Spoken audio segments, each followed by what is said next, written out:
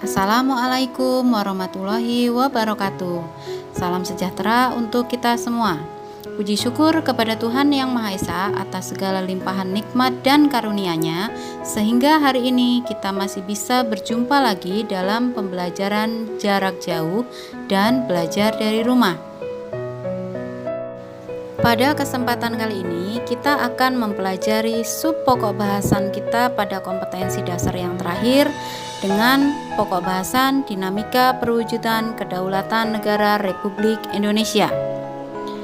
Perkembangan demokrasi di negara Republik Indonesia sejak merdeka pada tanggal 17 Agustus 1945, Indonesia mengalami sejumlah fase demokrasi.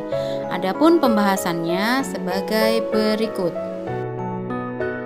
Perkembangan demokrasi di negara Indonesia sampai sekarang sudah mengalami 4 fase, yaitu 1. Demokrasi parlementer, 2. Demokrasi terpimpin, 3. Demokrasi Pancasila, 4.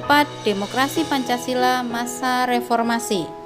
Selanjutnya kita bahas dari mulai yang pertama, yaitu demokrasi parlementer yang dilaksanakan mulai dari tahun 1945 sampai dengan tahun 1959.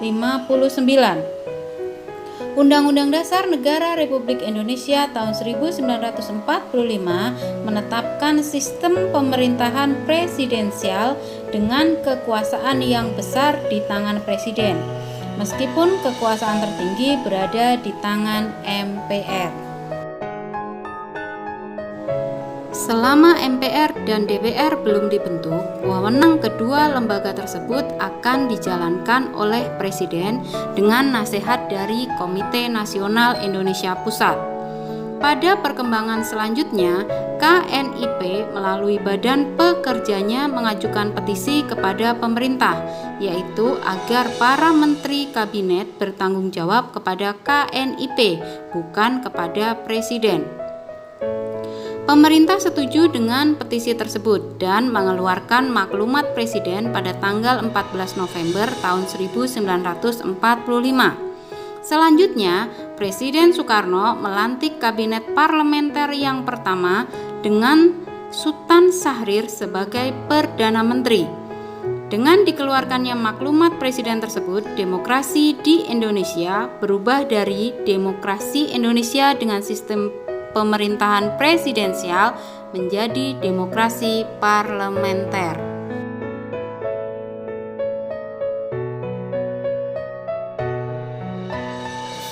Pada tanggal 5 Juli 1959, Presiden Soekarno mengeluarkan dekrit yang isinya menetapkan kembali Undang-Undang Dasar Negara Republik Indonesia tahun 1945 sebagai Undang-Undang Dasar Negara Republik Indonesia. Keluarnya dekrit Presiden pada tanggal 5 Juli tahun 1959 menandai berakhirnya pelaksanaan demokrasi parlementer di Indonesia. Pemberlakuan kembali Undang-Undang Dasar Negara Republik Indonesia tahun 1945 membawa sejumlah konsekuensi pada aspek ketatanegaraan. Misalnya, sistem pemerintahan adalah presidensial. Di dalamnya, tanggung jawab ada di tangan presiden, sedangkan menteri-menteri merupakan pembantu presiden. MPR dan DPR segera dibentuk, kendati sifatnya masih sementara karena belum diadakan pemilihan umum. Namun, pada prakteknya dari tahun ke tahun, kecenderungan yang terjadi justru tidak mengarah kepada penegakan Undang-Undang Dasar secara benar, melainkan kecenderungan penumpukan kekuasaan di tangan presiden. Pemusatan kekuasaan di tangan presiden ini disebut demokrasi terpimpin. Dengan sistem demokrasi terpimpin, Presiden Soekarno menjadikan berbagai lembaga negara di bawah presiden. Hal yang paling mencolok adalah dikeluarkannya produk hukum yang mengangkat Presiden Soekarno sebagai presiden seumur hidup. Masa demokrasi terpimpin berakhir setelah pertanggungjawaban Presiden Soekarno ditolak oleh MPRS. Soekarno pun diberhentikan dari jabatannya sebagai presiden pada sidang istimewa MPRS dan Soeharto menggantikannya sebagai Presiden Republik Indonesia. Setelah masa kepemimpinan Presiden Soekarno berakhir dan diganti dengan pemerintahan Orde Baru yang dipimpin oleh Presiden Soeharto, hal yang digaungkan adalah melaksanakan Undang-Undang Dasar Negara Republik Indonesia tahun 1945 dan Pancasila secara murni dan konsekuen. Pada masa Orde Baru terjadi masa jabatan presiden yang panjang, antara lain karena tidak dibatasinya masa jabatan presiden. Selama masa Orde Baru, MPR berkali-kali mengangkat Presiden Soeharto menjadi presiden.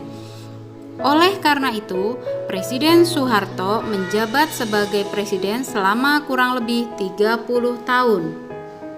Akhirnya, pada tanggal 21 Mei tahun 1998,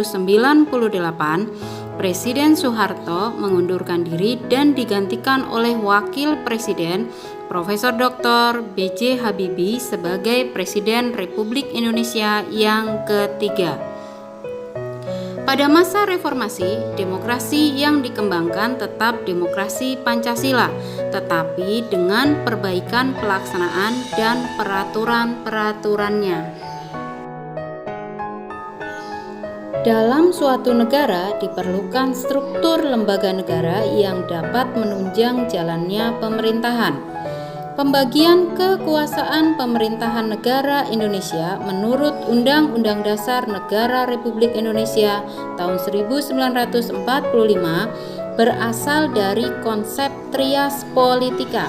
Sistem ini menghendaki adanya pemisahan kekuasaan secara tegas, khususnya antara badan pemegang kekuasaan eksekutif, legislatif, dan yudikatif. Kedudukan presiden adalah kepala negara dan kepala eksekutif. Adapun MPR, DPR, dan DPD merupakan badan legislatif, sedangkan Mahkamah Agung, Mahkamah Konstitusi, serta Komisi Yudisial adalah badan yudikatif.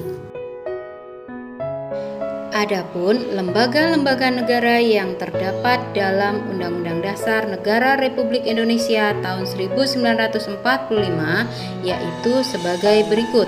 1. Majelis Permusyawaratan Rakyat. 2. Presiden. 3. Dewan Perwakilan Rakyat. 4. Badan Pemeriksa Keuangan. 5. Mahkamah Agung. 6. Mahkamah Konstitusi.